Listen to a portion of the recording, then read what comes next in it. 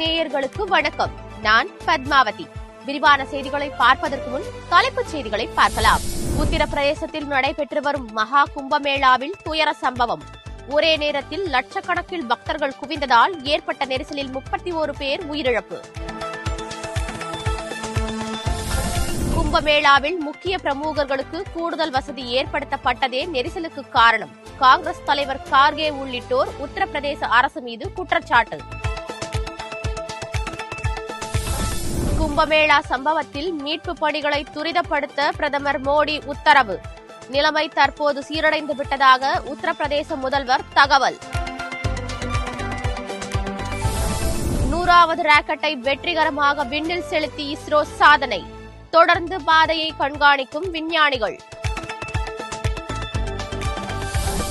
மீண்டும் புதிய உச்சத்தை தொட்டது தங்கம் விலை.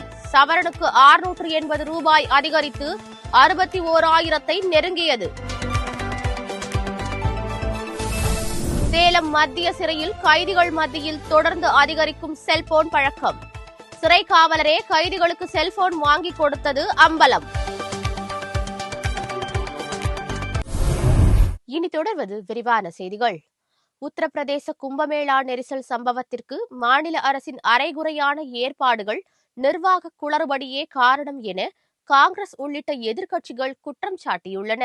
காங்கிரஸ் கட்சியின் தேசிய தலைவர் மல்லிகார்ஜுன கார்கே விடுத்த இரங்கல் செய்தியில், முக்கிய பிரமுகர்களுக்காக சிறப்பு ஏற்பாடுகள் செய்ததால் ஏற்பட்ட இடப்பற்றாக்குறையே கூட்ட நெரிசலுக்கு காரணம் என குற்றம் சாட்டியுள்ளார். இன்னும் அதிக அளவில் பக்தர்கள் வருகை தருவார்கள் என்பதால் உணவு, முதலுதவி வசதி, விசாலமான பாதைகள் போன்ற முன்னேற்பாடுகளை செய்ய வேண்டும் என உத்தரப்பிரதேச அரசை கார்கே வலியுறுத்தியுள்ளார். மக்களவை எதிர்க்கட்சித் தலைவர் ராகுல் காந்தி வெளியிட்டுள்ள எக்ஸ் தளப்பதிவில், மகா கும்பமேளா கூட்ட நெரிசலில் சிக்கி பலர் உயிரிழந்த செய்தி அதிர்ச்சி அளிப்பதாக குறிப்பிட்டுள்ளார். காயமடைந்தவர்கள் விரைவில் குணமடைய வேண்டுவதாக தெரிவித்துள்ள அவர், தவறான நிர்வாகம், கட்டுப்பாடின்மை மற்றும் சாதாரண பக்தர்களுக்கு பதிலாக விஐபிகள் வழிபாட்டுக்கு சிறப்பு கவனம் செலுத்தியதே இந்த துயர சம்பவத்திற்கு காரணம் என்றும் அவர் குற்றம் சாட்டியுள்ளார்.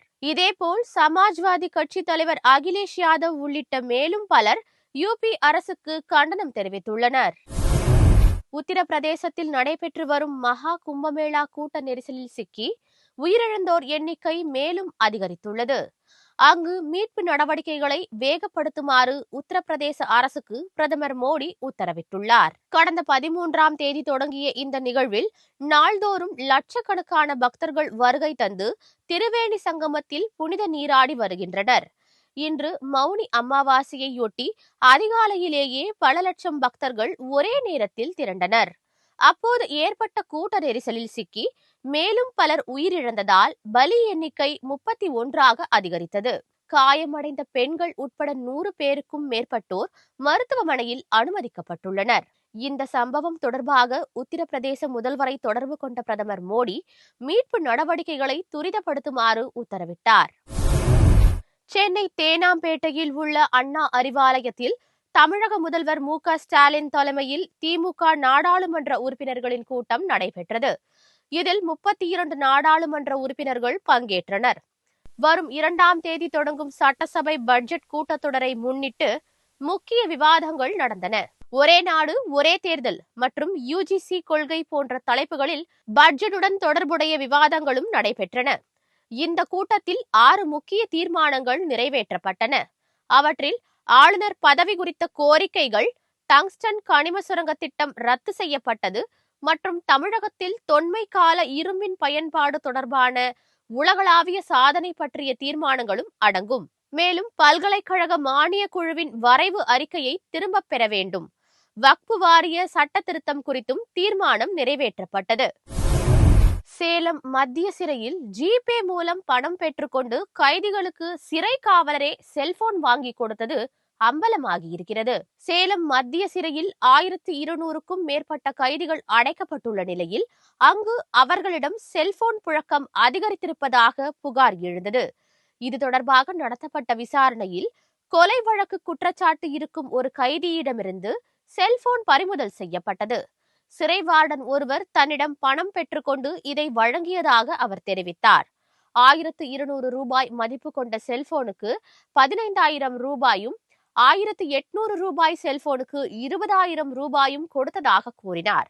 ஜிபே மூலம் இந்த பணத்தை அனுப்பியதாகவும் தெரிவித்தார். இந்த சம்பவத்தின் அடிப்படையில் சம்பந்தப்பட்ட சிறை காவலரிடம் விசாரணை நடத்தப்பட்டு வருவதாக சிறைத்துறை அதிகாரிகள் தெரிவித்தனர்.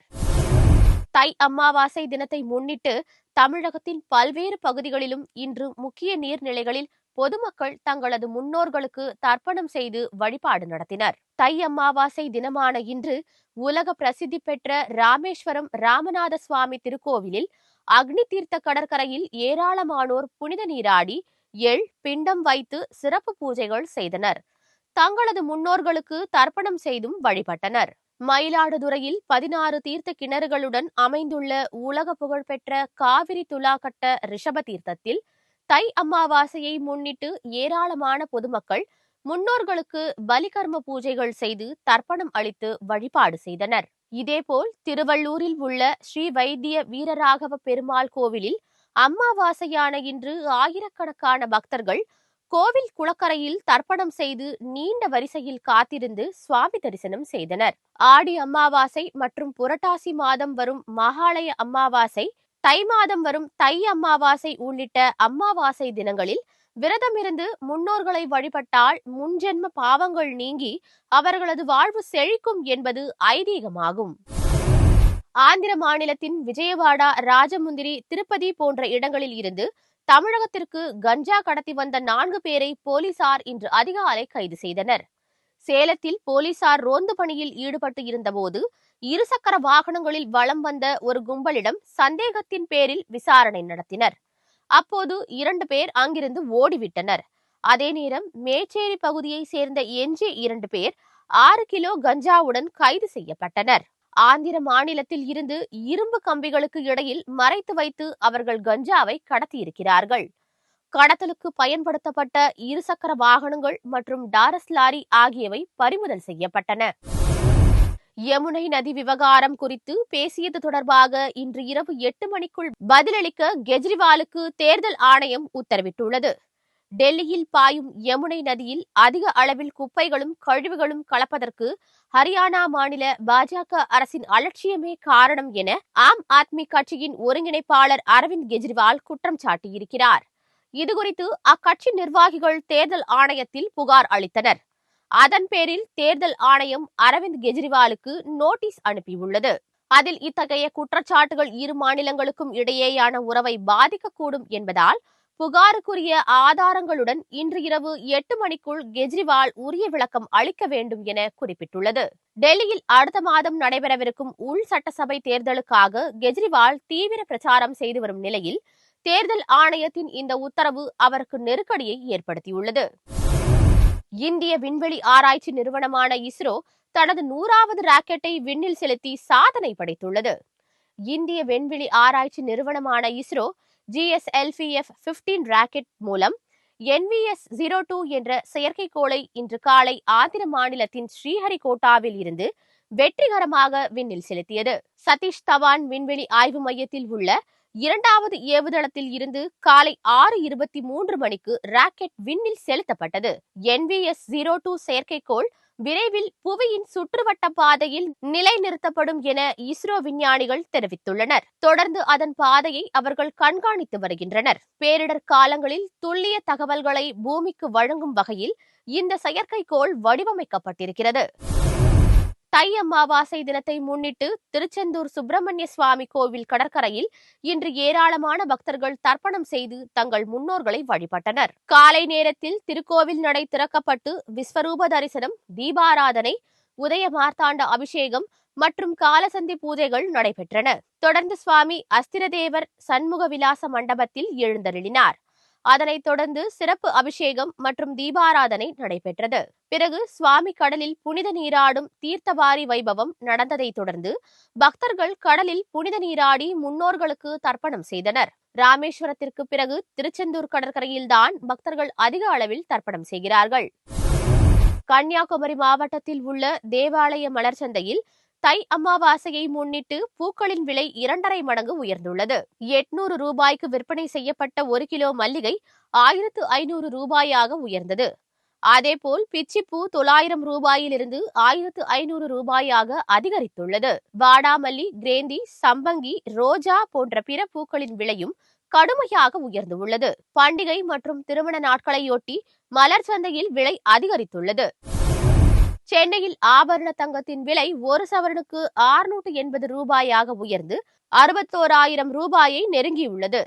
தங்கம் விலை அண்மையில் சவரனுக்கு 600 ரூபாய் உயர்ந்து 60,000 ரூபாயை தாண்டி புதிய உச்சத்தை தொட்டது.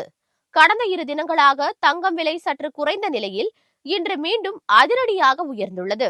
அதன்படி சென்னையில் ஆபரண தங்கத்தின் விலை சவரனுக்கு 680 ரூபாய் உயர்ந்து ஒரு சவரன் 60,760 ரூபாய்க்கு விற்பனை செய்யப்படுகிறது.